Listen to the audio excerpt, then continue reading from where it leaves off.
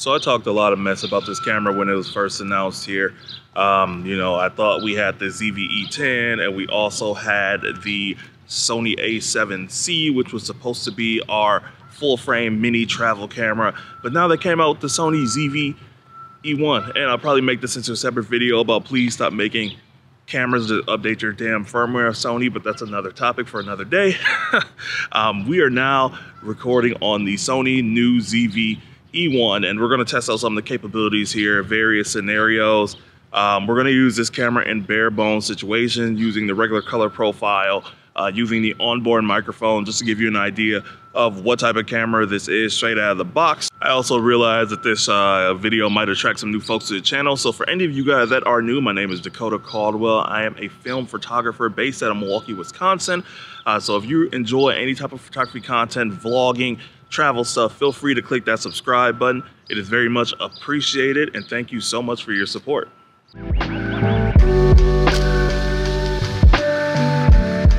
So I originally used the ZV-E1 when I was in New York earlier this year as my main vlog camera. I had it on a Ronin S3 Mini, and it was pretty good. I liked it. It was an APS-C camera, so of course the sensor is a lot smaller than this full frame baby right here, but it got the job done. So it's very interesting to see how this camera differs in specs and whatnot.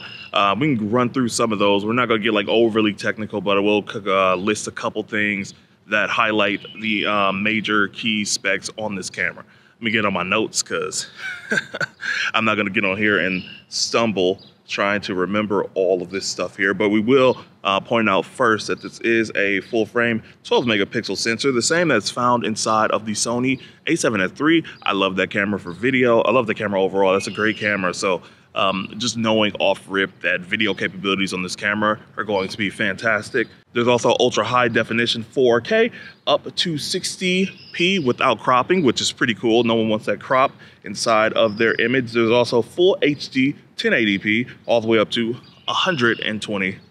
So that's pretty dope as well for those slow motion shots. You get 10-bit 422 color on this camera, and I will say I was not a huge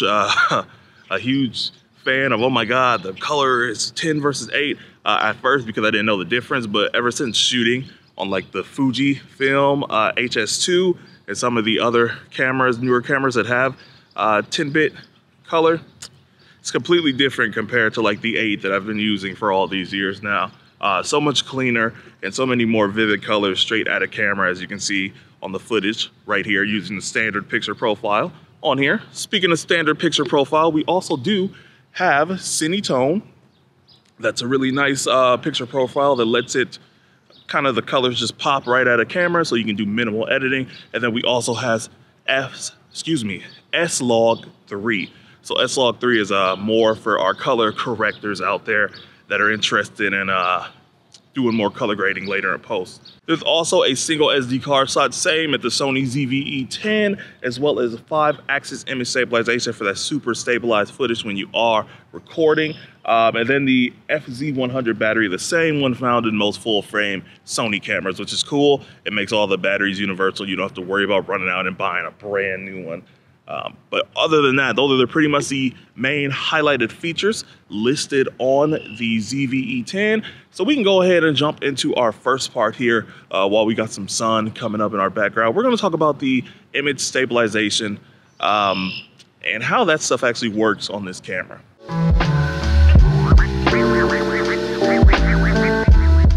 All right, so there are 3 modes of image stabilization on this camera here. We have standard, we have active, and then we have dynamic active. Currently, I'm filming in dynamic active because that gives me the best stabilized footage as I'm walking with shaky hands. Just in case you guys did not know yet, I am filming with the Sony 20mm f1.8 lens, as well as on a Joby Gorilla Pod. So right now, this is image stabilization all the way off, so there's no image stabilization on here. I am backpedaling, seeing if there's any difference much. I'll perform the same test for all of these bad boys, but image stabilization is currently turned off. You guys let me know what you think of this. Right, so we currently have standard mode on, so you guys let me know if you see any sort of differences here in the stabilization. trying to stay still as possible. Migrate around here. Yeah. This is, again, standard mode. And then we're gonna switch over to active next. Okay, so now we are in active mode here. We're gonna backpedal some more here, see if there's any difference, keeping this camera as steady as possible on our Joby tripod here. You guys let me know if you see any type of difference in the footage. But yeah, we are in active mode right now. And we're gonna switch over to dynamic active. Alrighty, and now we have on dynamic active mode here. So there is quite a bit of a crop, not too much, but there is a crop on dynamic active mode. As you can see, the 20mm is not as wide as it was before, but we're backpedaling again. Let me know what you guys think of the footage here. And then we'll go from there on our next part. But honestly, I love the dynamic active. Yeah, it takes some crop, but I'd rather have that than super like shaky over the top footage. So yeah, we'll make that work. I think dynamic active is pretty dope.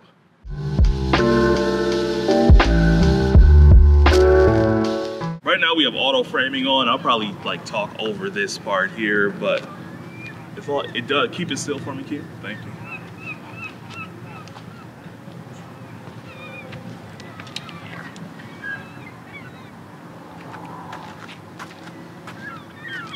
That's pretty cool.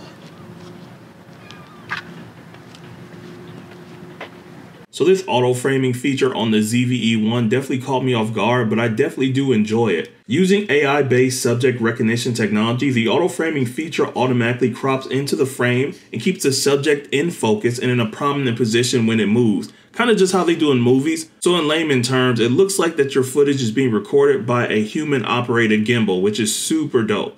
Now we're going to jump into the Cine-Vlog mode of the ZV-E1.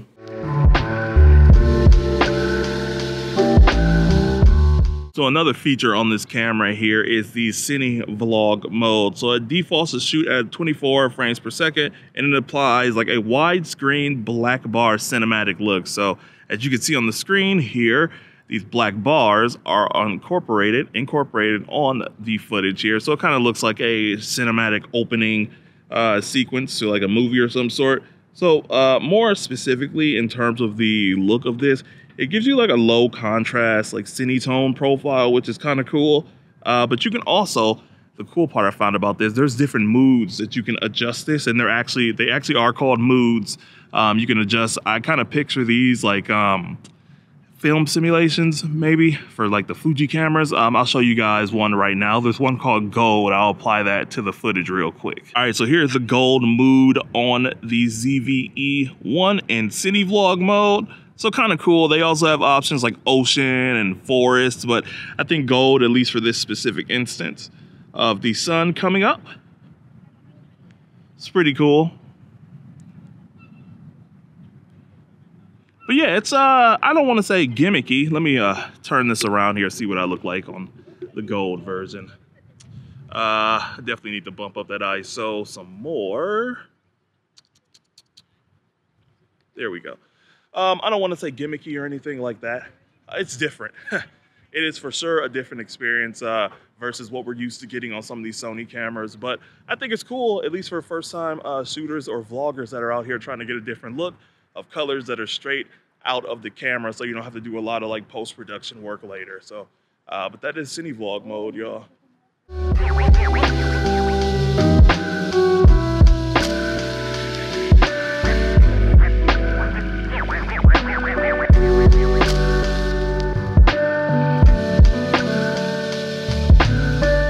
Another thing I want to highlight is the rolling shutter on this camera. So with a lot of other Sony cameras or cameras in general, you get that weird jello effect when you're trying to like pan the camera away, and it looks really weird and makes your footage look distorted. But with the ZV-E1, I don't get that as much.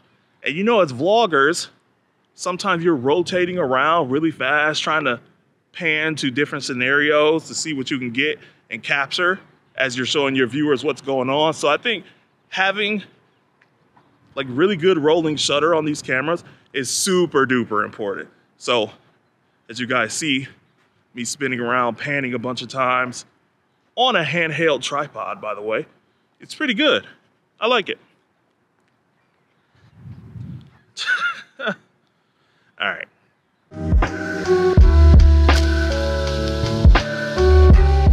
All right, guys, so we're back with another part in our video here. Today is going to be the portrait test using the ZV-E1. So I know for a fact, because it has the same sensor as the Sony a7S III, that the pictures are going to be fine, because I've took pictures on that camera before. But just for folks that want a comparison using this with portraits, we're going to do it.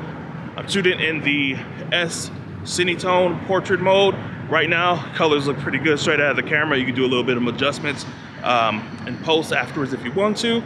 But yeah, I'm doing some tests with my Color Plus today after I get my initial portraits on here. We'll probably shoot with the, man, traffic's loud. We'll probably shoot with the 85mm f1.8, nothing fancy. It's a 12 megapixel sensor. Images are fine. Like I said, I shot on the a7S III before. It's the same sensor, same type of images. But this is gonna be cool though, because I need to get some shots, like I mentioned, for my Color Plus 200 review later on. And Kia is actually gonna be taking some photos of me with the Nikon. With the Nikon F. Holy crap, he's loud. Actually, we can just go down here. With the, she's gonna be taking some shots of me with the Nikon F5. Just, again, you guys will see. Make sure you're subscribed to the channel, so you'll see when that video does come out. But yeah, we're filming on the 20mm f1.8. I'm interested to see how this footage looks. I am walking around again with a Joby pod on. You know, my hands aren't the steadiest. I'll be doing my damnedest to make it work, y'all.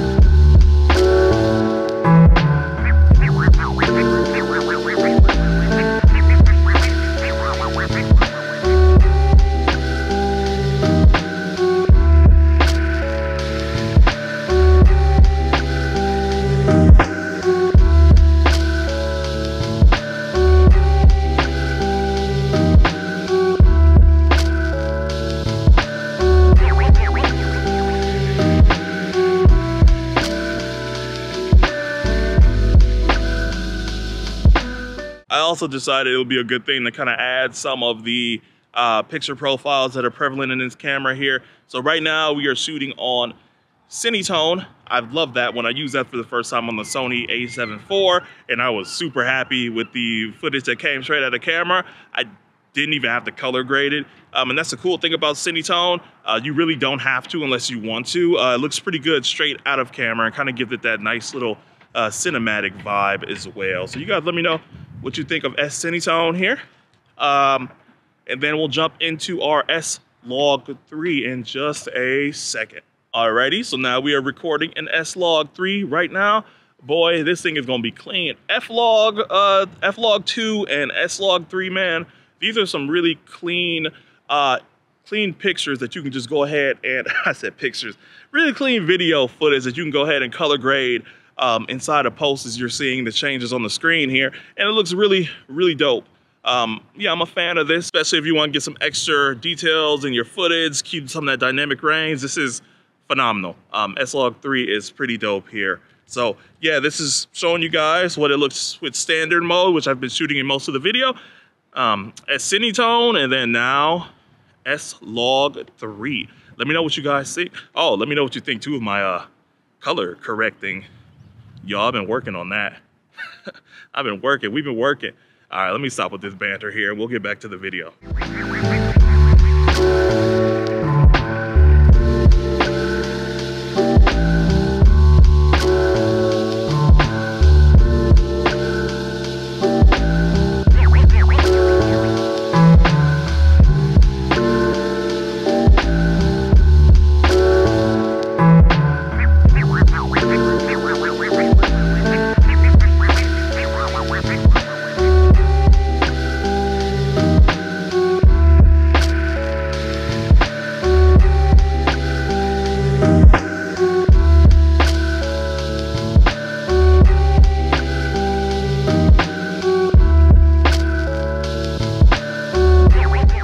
couple other honorable mentions I like to throw out there in terms of features that I do like.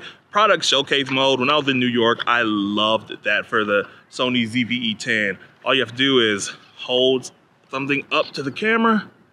It will focus on that. Pull it away. Hold it up again. All of your attention is on the XR 100 box. Pull it away, and bam. So showcase mode is pretty dope. I also like the touch capabilities on this camera. So for example, when I was adjusting my ISO, if I just click on that, it lets me adjust everything on scene right here, which is super helpful. So you don't have to turn the camera around and start playing with different things, different buttons and whatnot. Yeah, I love that a lot for this, the touch screen and the product showcase mode. So let's jump into some of the negatives that I guess I wasn't really a fan of for this camera.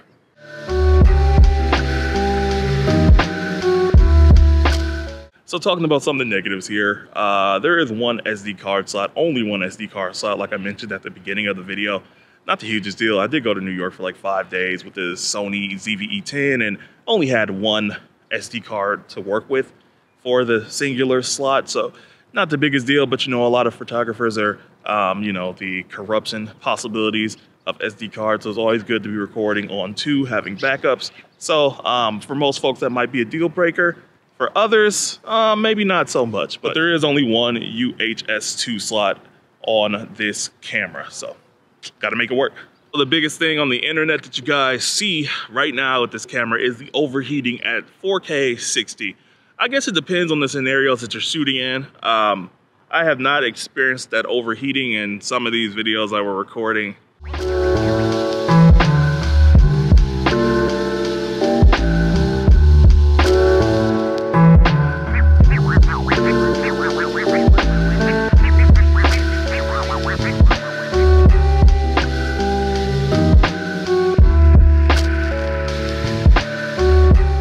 So who is this camera for? I mean, that's a good question, because a lot of folks I feel are a little confused on who this actual camera is for or marketed to. I will tell you from my personal opinion, vloggers are looking to spend probably about $1,000 at best for a camera and a lens setup. Not anything too over the top or crazy, but something that could just go out there and get the job done and record decently and take really good photos for when they're on their travel stint. So honestly, this is an advanced content creator camera, all right? And I say that in the sense of these are interchangeable lenses. I mean, there's a lot of features on here that a lot of standard like end users probably aren't going to use at all. Same concept your cell phone. A lot of people barely use your cell phone for the maximum capacity that it could be used in, right? So folks are gonna come on here, they're gonna shoot in 4K because it's the cleanest quality. They're gonna take nice pictures with the 12 megapixel sensor and they're gonna call it a day. But if you want all the extra bells and whistles and you've been doing kind of like the vlogging stuff for a while and you want the next upgrade, this will probably be for you, no lie. It is a very decent camera. I will say that. $2,200 decent. It's good. The 12, again, you get the same sensor that you get inside of the Sony a7S III, and that's in the $3,000 range.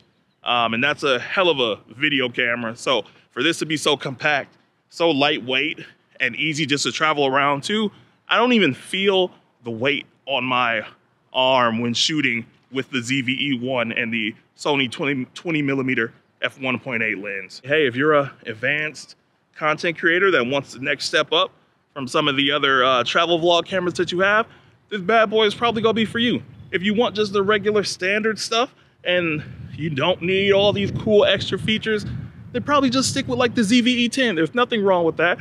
There's tons of options to go with that camera, and there's also other cool vlogging cameras out there too that you can use. Hey, but that's all I got, guys. So you guys let me know in the comments what you thought of the review. If you think the Sony ZV-E1 is something that you'd like to pick up, or if you're gonna stick with something else.